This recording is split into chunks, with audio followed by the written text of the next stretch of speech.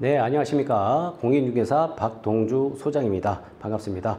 오늘 함께 나눌 유형은요, 부동산을 하다 보면 여러 가지 유형의 투자 방법들이 있습니다. 그런 방법들에 대해서 어떤 것들이 위험한 점이 있는지, 위험한 것들을 우리가 먼저 알고 이것을 선행하고 지키려고 노력하면 그래도 좀 더 성공한 투자를 할 수 있지 않을까 해서 오늘 시간 준비해 봤는데요. 첫 번째로 좀 살펴볼게요. 이 재개발, 재건축. 새 아파트 분양 가격은 너무 비싸서 그래서 상대적으로 신축 아파트보다는 좀 저렴한 재개발, 재건축 같은 것들을 선택을 하시는 경우가 있는데요. 제가 생각하기에는 재개발, 재건축 제일 큰 리스크는 무엇일까를 좀 생각을 해본다면은 시간일 것 같습니다. 시간. 그런데 이렇게 오랜 시간이 걸리다 보니까 제일 위험한 거는 대출을 받아서 투자하시는 분들이 있는데 오랜 시간 걸리다 보니까 오랜 시간 동안 대출 이자를 계속 납부를 해야 되잖아요. 그러면 그거는 굉장히 큰 리스크의 하나로 또 작용이 될 수가 있고, 그리고 재개발 같은 경우에는 단기에 끝나는 사업이 아닙니다.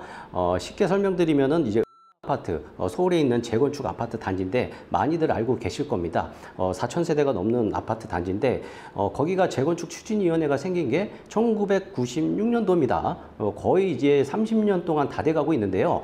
많은 분들이 아파트 이제 좀 있으면은 부시고 철거하고 새로 짓는 거 아니냐 이렇게 알고 계신데요. 많은 분들이 이 말씀을 드리면 많이 놀라십니다. 이제 조합 설립이 됐습니다. 아직 갈 길이 멀다. 그런데 지금 조합 설립이 됐음에도 불구하고 각종 소송전들 때문에 지금 굉장히 피로감이 누적되어져 있는 상황입니다. 조합 설립까지도 30년이 왔습니다. 앞으로도 최소 10년 이상은 더 걸리겠죠. 이와 같이 모든 재개발이 이렇게 오래 걸리지는 않겠지만 이렇게 걸릴 수도 있다라는 겁니다. 그렇기 때문에 과도한 대출을 받아서 이자를 굉장히 오랜 시간 납부하게 된다면 오히려 나중에 투자 가치보다도 낸 이자가 더 아까운 이런 상황이 생기기 때문에 재개발, 재건축은 시간이 오래 걸린다라는 거를 좀 그런 리스크를 안고서 가셔야 된다. 그렇게 된다면은 대출을 많이 받기보다는 그래도 좀 여유로운 자금을 가지고 대출 많이 일으키지 않은 선에서 투자하시는 게 좀 안정적이다라고 이렇게 좀 설명을 드릴 수가 있습니다. 그리고 또 투자 방법 중에서 많이 하시는 게 갭 투자라는 게 있습니다. 레버리지를 이용하는 거죠. 보통은 은행의 대출을 이용해서 레버리지를 이용하는데 갭 투자 같은 경우에는 전세금을 토대로 레버리지를 이용을 하는 거죠. 은행 같은 경우에는 이자가 계속 나가잖아요.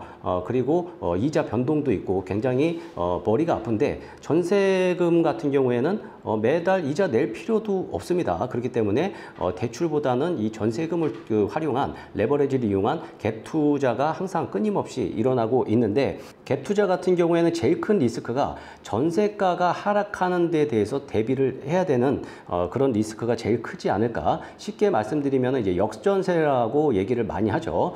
그만큼 대출보다는 이게 이자도 낼 필요도 없고 골치 아픈 일도 없어서 좋긴 하지만 이게 전세가가 하락됐을 경우에 나중에 세입자가 만기가 도래됐을 때 다른 사람으로 대처를 해서 전세금을 내줘야 하는데 만약에 내가 3억에 전세를 놨는데 이게 역전세가 나가지고 뭐 2억 5천 정도 시세가 간다. 3억에 맞추려고 하는데 못 받는 거 아니에요. 그러면 나머지 5천만 원은 내 돈을 메꿔야 된다라는 거거든요. 그렇기 때문에 갭 투자를 만약에 하실 경우에는 이제 전체 금액에 내가 가지고 있는 돈을 모두 넣는 방법보다는 그래도 약간의 전세 금액의 10%에서 20% 정도의 시드머니는 제가 현금을 확보를 하고 난 다음에 그 다음에 안정적으로 투자를 하시는 게 리스크를 줄일 수 있는 방법일 것 같습니다. 그리고 세 번째로는요, 분양권 투자가 있습니다. 요즘에 광주가 분양을 굉장히 많이 하고 있습니다. 그렇기 때문에 이제 분양권 투자를 생각하시는 분들이 있는데요. 대부분은 실거주 하려고 분양을 받으시는 분들이 좀 많아요. 그런데 이게 이제 분양권 투자 같은 경우에는 초기 비용이 정말 많이 안 들거든요. 만약에 분양가가 6억이다 하면은 계약금 10%, 6천만 원만 내면 되죠. 그리고 요즘에 미분양이 많다 보니까 뭐 500만 원만 내세요, 뭐 5%만 내세요. 그렇기 때문에 초기 비용이 정말 많이 안 들어가는 상품입니다. 그렇기 때문에 이렇게 초기 비용이 적게 들다 보니까 내가 가지고 있는 돈 가지고 뭐 신축을 사거나 뭐 다른 아파트를 사거나 불가능한데 이게 요 금액만 내면은 신축 아파트 분양권을 받을 수 있다라고 하니까 내가 가지고 있는 돈 가지고는 가능하다. 그래서 덜컥 이게 분양권 투자를 하시는 분들이 있어요. 이런 투자는 좀 조심하셔야 되는 부분일 것 같아요. 전체 그 분양 금액의 50% 정도는 내 현금 보유를 갖고서 투자를 해야 나중에 입주장 때 전세가 좀 싸게 맞춰지거나 뭐 이런 것들을 리스크를 좀 감내할 수 있거든요. 그렇기 때문에 분양권 투자할 때는 일단 첫째적으로는 실거주 목적으로 접근을 하셔야 된다. 요즘 같은 시장에서는. 그리고 만약에 실거주를 안 하고 전세를 놓을 경우에도 분양 금액의 최소한 50% 정도는 좀 보유를 하고 난 다음에 이 분양권을 투자하시는 것을 추천드립니다. 그리고 네 번째로는 이제 수익률 부동산이라는 게 있는데요. 대표적으로 이제 상가일 것입니다. 상가 같은 경우에는 일단은 상가를 투자하는 이유가 예금 금리보다는 수익률이 더 좋기 때문에 상가를 분양을 선택을 하시는 경우가 있어요. 지금 당장에 내가 현금 흐름이 필요해. 나중에 받을 게 아니고 지금 당장에 나한테 매달 얼마씩 줄 수 있는 이런 상가를 계획하시고 준비하시는 분들이 꽤 많으신데, 일단은 상가 분양할 때 제일 유의해야 될 점은요. 첫 번째로는 이제 공실률입니다. 공실률은 몇 년 전부터 계속해서 이슈가 되고 있죠. 그렇기 때문에 이 공실률 파악을 정확하게 하셔야 된다. 모델하우스 가서 뭐 공실률 없다 이런 말을 100% 믿으시면 안 됩니다.